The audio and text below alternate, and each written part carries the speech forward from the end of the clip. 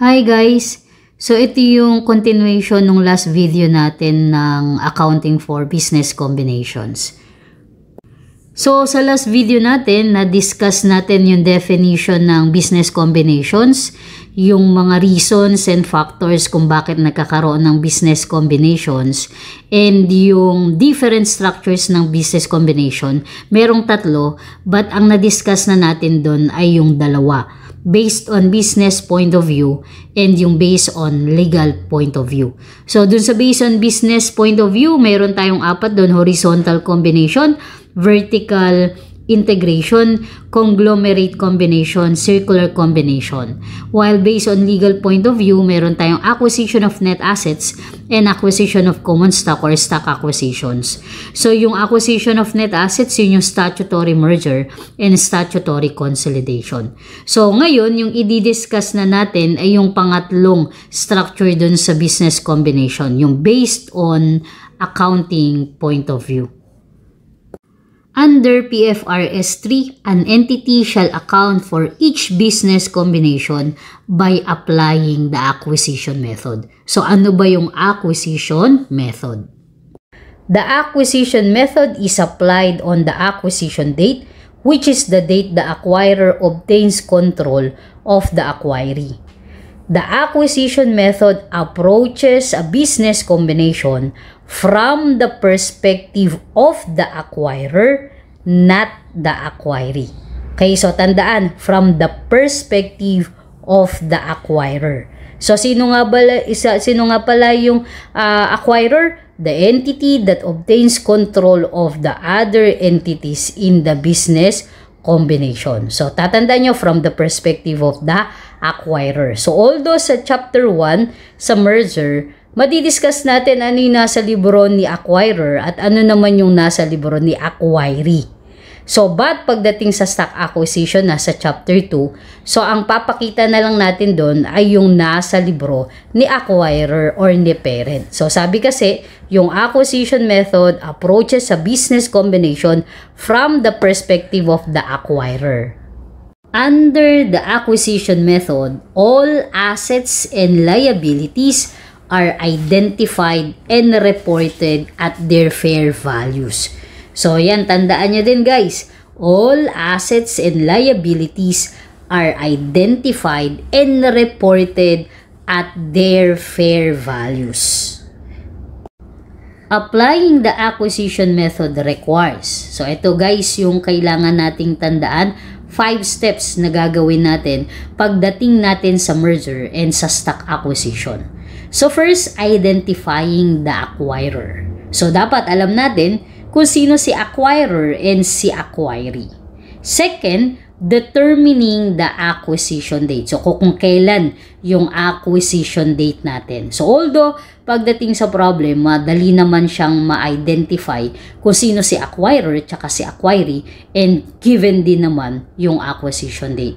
So but i-discuss din natin yan isa-isa ni. So pangatlo, calculate the fair value of the purchase consideration transferred. So, dito kukumputin natin magkano yung consideration transferred or yung binayad ni acquirer kay acquiree. So, recognizing and measuring the identifiable assets acquired, the liabilities assumed, and any non-controlling interest in the acquiree. So, ito naman, i-recognize and i-measure natin naman yung net assets ni acquiree, no? So, yung assets, identifiable assets acquired, the liabilities assumed, and any non-controlling interest in the acquiree. So, magkakaroon ng NCI, guys, kapag ang acquisition ni acquirer ay less than 100%. So, yan, madidiscuss natin yan sa chapter 2, stock acquisition. Okay, so and yung last, recognizing and measuring goodwill or bargain purchase gain. So yan yung 5 steps na kailangan nating tandaan pagdating sa merger and sa stock acquisition. Since isa-isahin natin yung 5 steps na yan, so dito sa video natin na to, madidiscuss lang muna natin yung first 2 steps, no? Yung identifying the acquirer and determining the acquisition date. So, unahin muna natin yung identifying the acquirer. So, PFRS 3 paragraph 7 states that the acquirer is the entity that obtains control of the acquiree. Paragraph 6 requires that in each business combination, one of the combining entities should be identified as the acquirer. So, pagdating sa problem, identify natin sino muna ba si acquirer. So, siya yung mayroong control. Okay? So, but the concept of control under PFRS 3 will be discussed in Chapter 2. PFRS 3, however, recognizes that it may be difficult to identify which entity has control over other combining entities in the event that the overriding principle of control in PFRS 3 does not conclusively determine the identity of the acquirer. PFRS provides additional guidance. So, the second step is to determine the acquisition date. Okay, so determining the acquisition date. PFRS 3 defined acquisition date as the date on which the acquirer obtains control of the acquiree. A business combination involves the joining together of assets or net assets are under the control of the acquirer.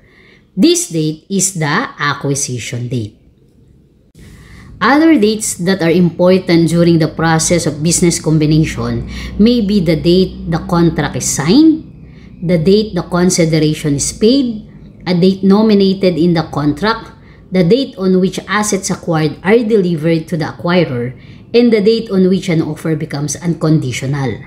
But these dates may be important, but determination of acquisition date does not depend on the date the acquirer receives physical possession of the assets acquired or actually pays out the consideration to the acquiree.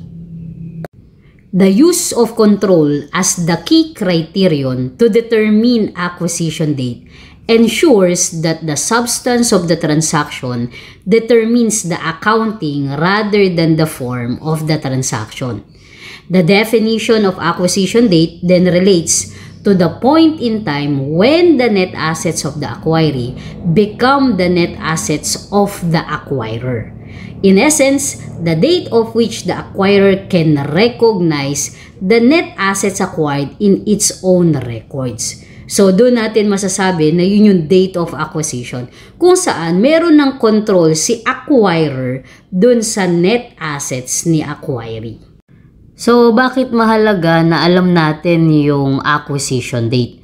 So, there are 4 main areas where the selection of the date affects the accounting for a business combination. So, yung una, the identifiable assets acquired and liabilities assumed by the acquirer are measured at the fair value on the acquisition date. So, the choice of fair value is affected by the choice of the acquisition date. So, kung kailan yung acquisition date, yun yung kukuhanin natin na fair value nung identifiable assets and yung liabilities na i-assume natin. Second, the consideration paid by the acquirer is determined as the sum of the fair values of assets given, equity issued, and or liabilities undertaken in an exchange for the net assets or shares of another entity. So, the choice of date affects the measure of fair value. So, dito naman, yung consideration transferred, yung ibabayad naman ni acquirer, kukuhanin din kasi natin yung fair value nila. So, saan natin titingnan yung fair value? Kung kailan yung acquisition date natin. And yung pangatlo at pang-apat ay may encounter na natin to sa chapter 2 pagdating natin dun sa stock acquisition. So yung number 3, the acquirer may acquire only some of the shares of the acquiree. The owners of the balance of the shares of the acquiree are called the non-controlling interest. Or ito yung lagi nyong madidinig, NCI, non-controlling interest. This non-controlling interest is also measured at fair value on acquisition date. So, kaya dapat alam natin yung acquisition date Kasi yung non-controlling interest or yung NCI, mine-measure natin at fair value on acquisition date. So for example, si parent, in-acquire niya yung 70% ni subsidiary. So it means yung 30%, yun yung non-controlling interest. At imine-measure natin yun, yung 30% na non-controlling interest at fair value on acquisition date. And yung last, the acquirer may have previously held an equity interest in the acquiree prior to obtaining control of the acquiree.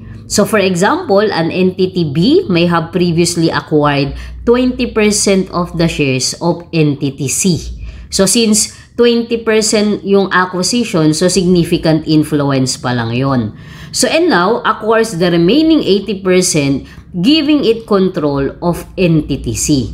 So the acquisition date is the date when entity B acquired the 80% interest. So kasi doon na nagkaroon ng control yung ating parent or yung acquirer. So the 20% shareholding will be recorded as an asset in the records of entity B. So on acquisition date, the fair value of this investment is measured. So the effect of determining the acquisition date is that the financial position of the combined entity on acquisition date should report the assets and liabilities of the acquiree on that date. And any profits reports as a result of the acquiree's operation within the business combination should reflect profits earned after the acquisition date. So, pagdating sa date of acquisition, yung mape-prepare kasi natin dyan, yung financial position dyan, magre-reflect na or ire-reflect na natin yung assets and liabilities ni acquiree. So, pagdating naman dun sa profit, so ang maiko-combine lang natin ay kapag nagkaroon na ng operation si acquiree or si subsidiary after nung combination. So, yun yung mga reasons kung bakit kailangan natin malaman yung acquisition date. So, dito ko muna i-stop yung discussion natin sa video na to. So, ang na-discuss natin ay yung first two steps, identifying the acquirer and determining the acquisition date. So, ang susunod na video natin, uunahin ko muna yung number 5, recognizing and measuring goodwill or bargain purchase gain. So, i-discuss ko muna yung formula para makuha yung goodwill or bargain purchase gain. After nun, yung 3 and 4 kasi yan lang din naman yung kailangan natin para makuha yung goodwill or bargain purchase gain. Calculate the fair value of the purchase consideration transferred and recognizing and measuring the identifiable assets acquired and liabilities assumed. Okay? So, thank you guys. Bye!